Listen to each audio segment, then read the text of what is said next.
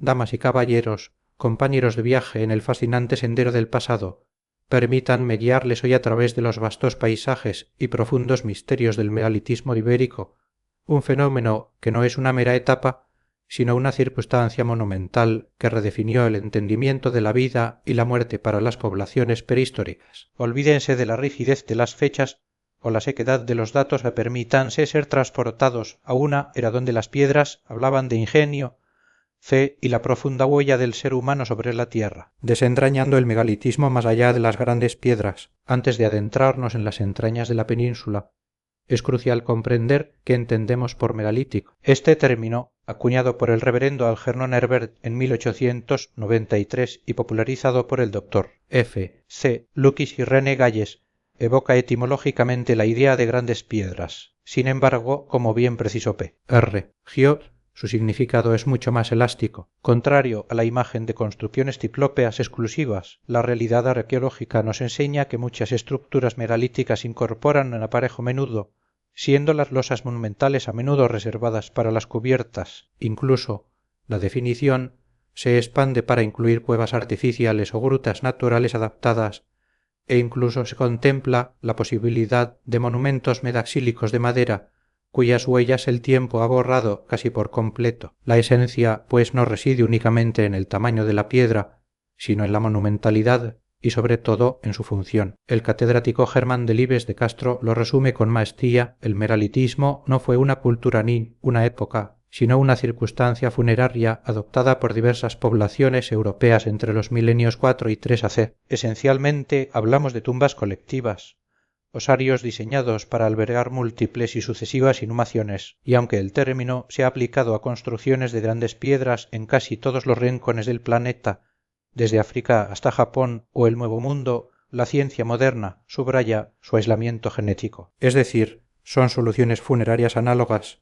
fruto de una convergencia tipológica independiente, más que de un origen común. Sin embargo, en Europa, la cercanía cronológica y espacial de los megalitos del Báltico, las islas británicas, Francia, la península ibérica y el Mediterráneo, sí ha planteado el debate sobre un posible fenómeno unitario, una cuestión que la revolución del radiocarbono iba a resolver de manera drástica. El vuelco de la historia cuando el radiocarbono desacreditó al orientalismo. Durante décadas, la visión dominante sobre el origen del megalitismo en Europa occidental fue la orientalista, encarnada por figuras como Beregordo en Childe, inspirado por ideas de Louis Siré, quien ya en el siglo XIX comparó los sepulcros cupulares de los millares con las grandiosas tumbas micénicas. Childe defendió hasta los años 60 que una actividad marítima de los egeos alrededor del 2000 AC fue el motor de una verdadera colonización en el Mediterráneo central y occidental. Las necrópolis de tumbas colectivas en lugares como Sicilia, Paestum, Cerdeña, Garlés, Almería y el sur de Portugal, precursoras de las colonias griegas históricas, parecían confirmar esta expansión, aunque Childe reconocía que éstas no eran réplicas exactas de culturas egeas. La idea de colonización por gentes del Mediterráneo oriental se mantuvo firme el ex oriente lux. La luz viene de oriente, que era el paradigma. Pero, como en toda buena historia, el argumento central a menudo es desafiado por una verdad emergente, y esa verdad llegó con la datación por radiocarbono. Colin Refreu, con la elocuencia de quien desvela un antiguo enigma, lideró la desacreditación del orientalismo. La cronología tradicional sostenía que los dólmenes ibéricos eran posteriores al 2700 AC inspirados en prototipos egeos, y que la península había sido, a su vez, foco de origen para los megalitos bretones. Sin embargo, las excavaciones sistemáticas del profesor Giot en Bretaña, con fechas de C14 para dólmenes de corredor como Barnenez, revelaron construcciones anteriores al 2500 radiocarbono, es decir, aproximadamente antes del 3300 años solares. Si su origen último hubiera sido el Egeo, el contacto habría tenido que producirse antes del 3000 AC. Pero entonces no existían tumbas colectivas en el Egeo. Estas fechas bretonas, incluso sin calibrar, hicieron que la tesis difusionista se hundiera. Más aún, se pudo afirmar que las primeras construcciones de los millares y sus dólmenes de corredor eran anteriores a la época en que sus supuestos prototipos se expandieron por el Egeo, y que formas más simples en la península ibérica eran incluso mucho más tempranas. Así, La interpretación difusionista se hizo insostenible. La tradición peninsular de enterramiento colectivo en tumbas megalíticas no debía nada a una influencia egea. Se abría la puerta a una nueva visión, el poligenismo, defendido por Refreu, que reconocía múltiples focos genéticos independientes arraigados en sustratos locales, floreciendo como respuesta a situaciones socioeconómicas y demográficas similares en entornos geográficos no muy diferentes, siempre marcados por el mar. El mar, lejos de ser solo un canal de difusión, pudo ser una encrucijada de hombres, donde pescadores de altura desde el V-milenio hace pudieran haber propiciado una difusión accidental de los cultos. El debate aún sigue abierto,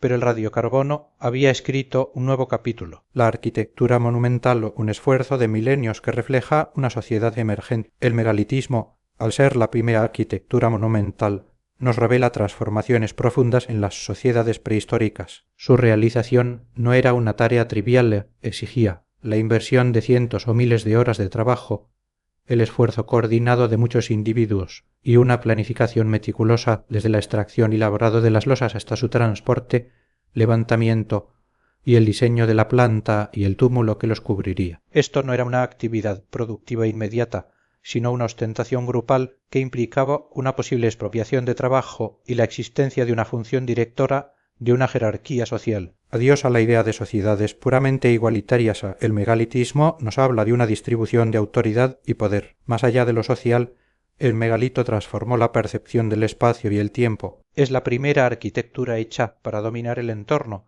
para ver y ser visto, creando un diálogo entre la obra humana y el paisaje natural, y sobre todo, fue concebido para desafiar al tiempo, para resistirlo, para ser imperecedero. No es una choza provisional de materiales perecederos, es un monumento de piedra que distorsiona el paisaje, lo humaniza, lo dota de un nuevo significado. En Galicia, por ejemplo, los dólmenes se asentaron mayormente en terrenos de media y alta montaña, aptos para el cultivo de centeno, quizás buscando tierras más fáciles de roturar con la tecnología neolítica y marcando una impronta humana sobre esos territorios. La península ibérica, con sus miles de monumentos, es un bastión de este fenómeno, desde los pequeños dólmenes del norte de Portugal, las Mamas de Galicia, hasta los espectaculares sepulcros de cúpula de los Millares o el Romeral.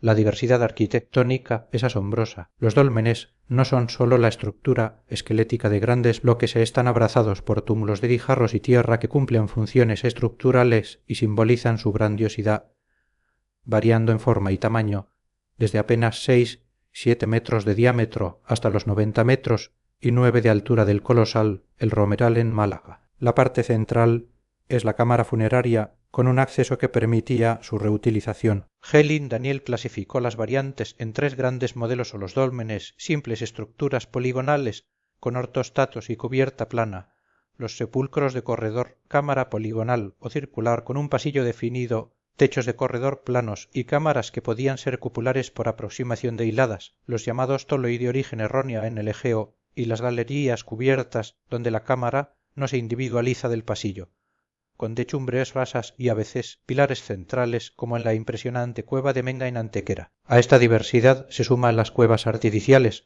comunes en la Extremadura portuguesa, excavadas en caliza y que adoptaban la planta de sepulcros de corredor, como Carenque o Palmela, y por supuesto los menires, grandes piedras erguidas que, aunque más raras en Iberia que en Bretaña, tienen una notable presencia en Portugal. Su propósito, ya sea estelas funerarias, marcadores territoriales o monumentos cultuales, su aspecto fálico en Portugal sugería símbolos de permanencia o potencia, se extiende desde el Neolítico hasta la Edad del Hierro e incluso la época romana. Ingeniería megalítica, la fuerza humana en la construcción del más allá. ¿Cómo fueron capaces aquellos hombres prehistóricos, sin metal ni la rueda, de erigir estas maravillas? La arqueología experimental nos da respuestas. La tarea comenzaba con la búsqueda y aprovisionamiento de la materia prima, a menudo aprovechando bloques naturales o extrayéndolos de canteras con picos de asta de ciervo y martillos líticos. Las estimaciones de mano de obra son asombrosas. Moen calculó que para el túmulo F de Bougon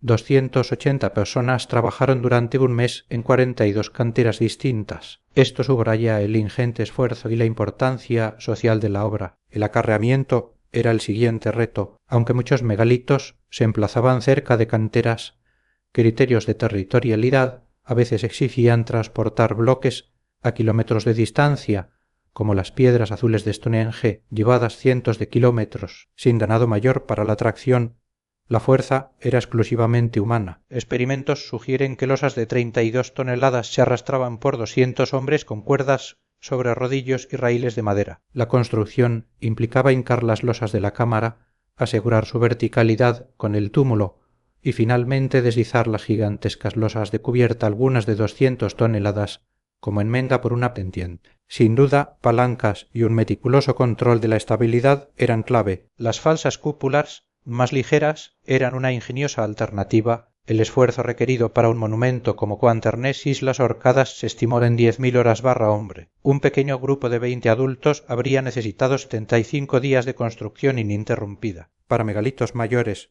como Menga, que requeriría la fuerza de más de 1.000 personas, las cifras demográficas para las poblaciones neolíticas plantean un enigma: ¿dónde estaban los extensos hábitats de aquellas gentes? Renfrew sugirió la importancia de la cooperación entre comunidades vecinas, convocadas por ceremonias de rango tribal, más allá de los lazos sanguíneos individuales. El ritual funerario, vínculos de sangre, jerarquía y memoria ancestral. El propósito principal de los megalitos fue el enterramiento colectivo. Lejos de las fosas individuales, estos panteones diacrónicos albergaron a decenas o incluso miles de individuos a lo largo de siglos o milenios, como el osario de la cueva de Mendaha, más de 500 inhumaciones, o el hipogeo de Al-Saflileni en Malta, cerca de 7.000. Esta práctica subraya los estrechos vínculos de sangre y el surgimiento de un nuevo modelo de sociedad donde las unidades amplias planes avanzaban en detrimento de la familia simple, o quizás la expansión de nuevas formas de religiosidad. El significado del sepulcro variaba. En los millares, con sus 80 tumbas junto a un imponente poblado estable,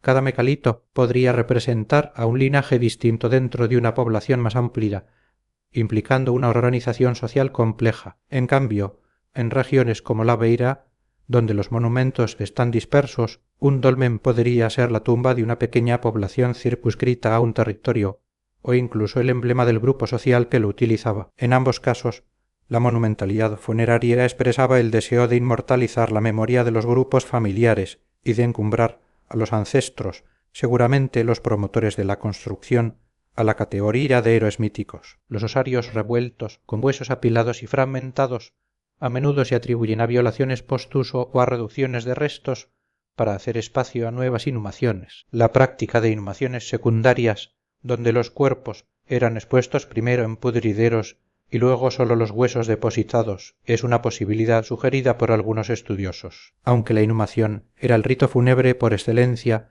se han documentado incineraciones y más a menudo cremaciones parciales. Además, era común espolvorear el osario con ocre u otros polvos rojizos, una costumbre ancestral cuyo simbolismo sangre eterna, aliento vital imperecedero evoca la regeneración. Los enterramientos se concentraban en la cámara, pero también se hallaban en nichos, camaretas secundarias o corredores, especialmente cuando la cámara principal se saturaba. Los hallazgos en nichos, como el de Alcalá Reneotres con un ajuar metálico, excepcional sierras, puñales, alabardas, sugieren un incipiente destacamiento de la tumba de un príncipe o individuo de rango, marcando el comienzo de una jerarquización en la edad del cobre y el retorno de la idea del enterramiento individual. Ajuares funerarios e ídolos, el mundo simbólico de los muertos. Junto a los difuntos se depositaban ajuares funerarios para facilitar la vida en el más allá. Estos incluían hachas de piedra pulimentada, el esplendor del neolítico final y la expansión agrícola, herramientas de sílex tallado, cuchillos, microlitos,